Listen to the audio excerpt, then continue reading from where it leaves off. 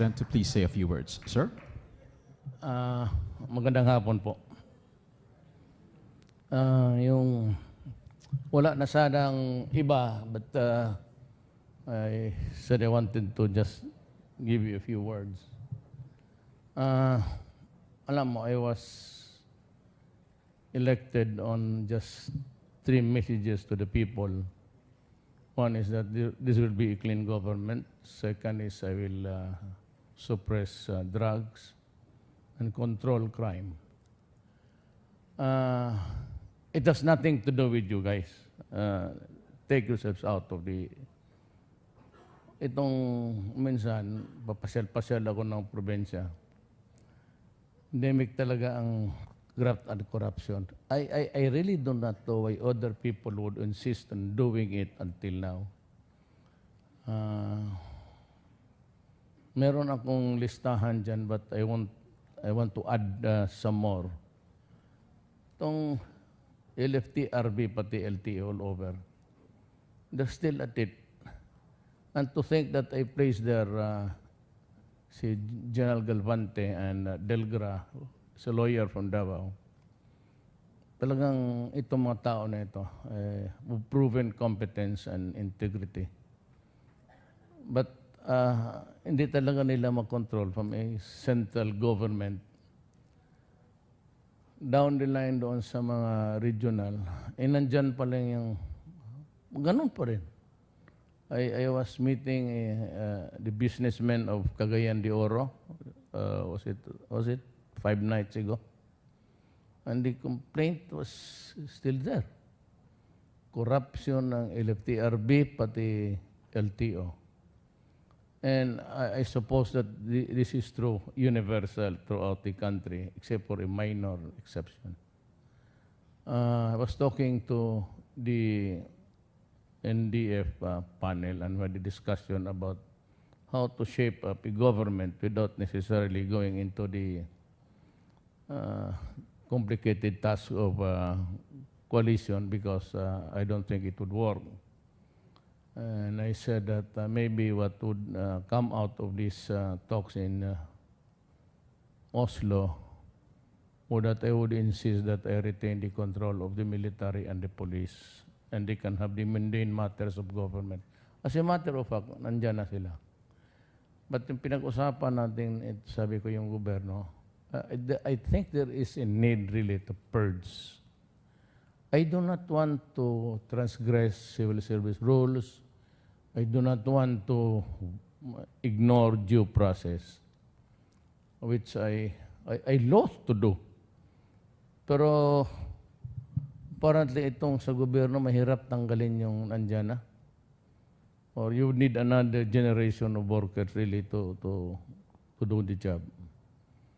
But sabi ko, it has nothing to do with you, but I would be very, maybe harsh, double the word in the coming days, because it seems that my appeal that this would be a clean government is not registering at all in the gray matter between the ears of some people in government.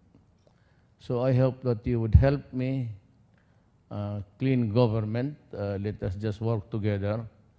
And as I said, for those who are working, you have nothing to worry about. I will be the least of your trouble, actually. And I know that you'd come in with the best of credentials, of competence and honesty. Wala akong problema. But I just want to share with you the perennial problem of the Philippines about corruption. It's still there. And I still have to show to you the list of the rest of the scalawags in government. More judges, more policemen, mainly, and some politicians. I have to control the drug problem. Because if I do not interdict this problem now in this generation, mahirapan na po within the next, after 6 years. Kasi kung hinayaan ko ito just like the way it was more or less ignored na Kaya ganito umabot karami. It was not until after I became president. And I was also appalled by the number of addicts in this country. Yung surrender lang, yung nagpakilala, it's about maybe 600,000. But 2 years ago, PDEA said that there are about 3 million drug addicts in this country. And considering the length of time, there must have been some incremental increase. And if you just place it at a very conservative, of probably 700 na lang. And with the confirmed 600,000, it's really a pandemic thing. It is not an epidemic, it's a crisis facing the country.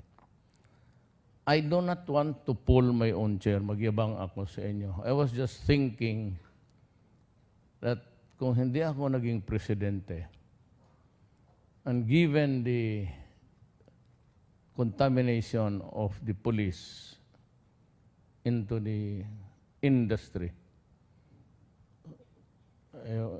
paano yan, one of the officials of the was a military aide of one candidate.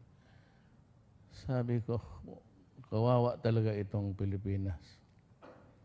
And so, I might, lalabas ako dito, medyo kontrabida o with soiled hands.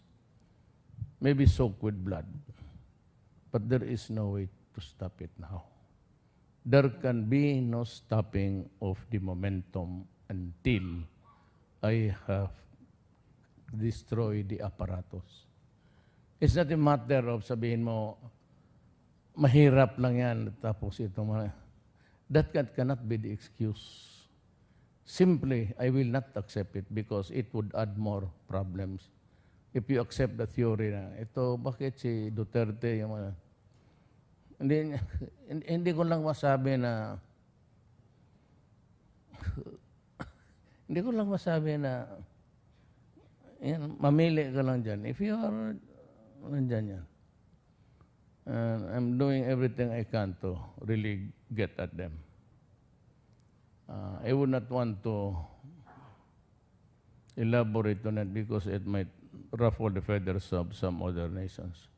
But alam nila ito. And I had for several times warned their ambassadors.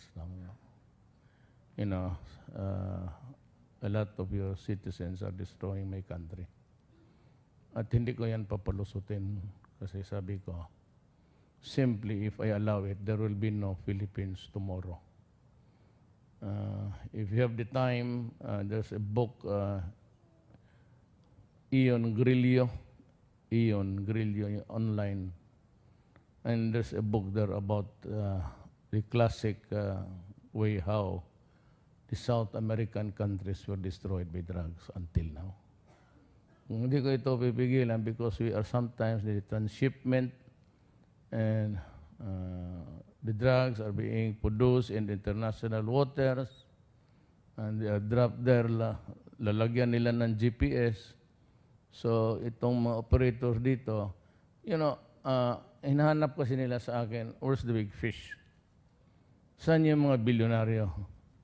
Well, there ain't any. Even if I show you now the metrics of the drug problem of the Philippines, there are five blanco na frame lang but no faces. But we have the names. Or of course, they're all aliases. And the other ones controlling the flow. And the operation is, there's a big map there, digital, real time, and they can zoom in even sa the smallest barangay. All you have to do is just say, direct the operation. You drop it there, get your money there. So, ang aparatos dito, yung lieutenants lang, at yung mga nasa, unless ay, talagang pipigilan ko itong nasa sidewalk, araw, gabi, nandyan yan, peddling, harap-harapan, until I shall have destroyed them, we can never have peace in our land. The next worry, of course, is terrorism. ISIS, they don't have any political ideology. They don't have any concept of what really God is. You name people, you maim people, you kill them, and women who refuse to have sex with them, they simply burn them. So we have seen a barbaric practice and even cutting the throats of other people in front of the world. Hindi ko malaman kung how to meet this kind of... if you do that, you also bring the worst out of me. So balit-tabla tayo dyan. Because if you can do it, I can do it 10 times better than you. Definitely. Hindi naman ako I'm just warning people na huwag ninyong sobrahan because I would never, never, never allow my country to be destroyed by simply terrorism at itong droga. Hindi talaga ako payag. As I have said, I put at stake my honor, my life, and the presidency itself. If there is a circumstance where I'd be forced out, fine. Wala akong illusions dyan of remaining in this. As a matter of fact, even it was not my ambition to be here. I'm still asking myself, bakit ako dumating dito without a political party, without a single barangay captain in Luzon, except maybe in Ilocos. Kasi sa Paway naman, taga doon yung mga karpyo. My son-in-law is a karpyo from Paway. Marami dyan. So, yung pamilya-pamilya. But in other places, wala ako.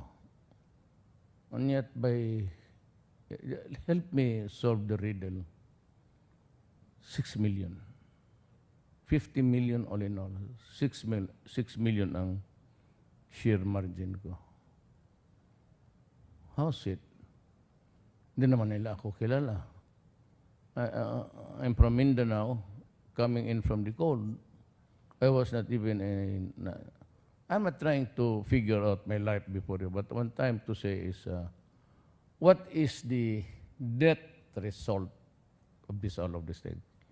At the end of the day, what would I say? Alam mo, it's simply one. Promise ko, I kept on repeating it. I will give you a clean government, then I will crush the drug problem and criminality. And even if I have to soak my blood, so be it. They have to stop. Or else. Wala talaga tayong... I am as determined as anybody else who loves this country. Siguro kasi hindi nila na miscalculate nila ako. I do love my country. We all come from the same, different regions, but we talk with different dialects. We are different in ugali, pagkain, lahat, even the idiosyncrasies of the tribe. What keeps us is that thing. May loyalty to my... Kaya yung itong iba sila, sabi ko, do not ever commit the mistake of miscalculation. Kasi ako, if I go down, I will go down without regrets. Itong problema natin must stop. Itong corruption, bibirahin ko talaga sila. I will make not really examples, but bad examples for them before the Filipino people. I hope you understand my sentiment, just like you and me. We all crave to give service to our nation. Maraming salamat po.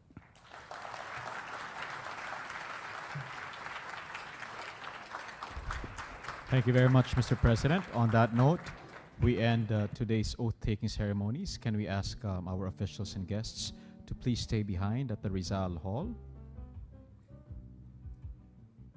as the President makes his exit? Thank you.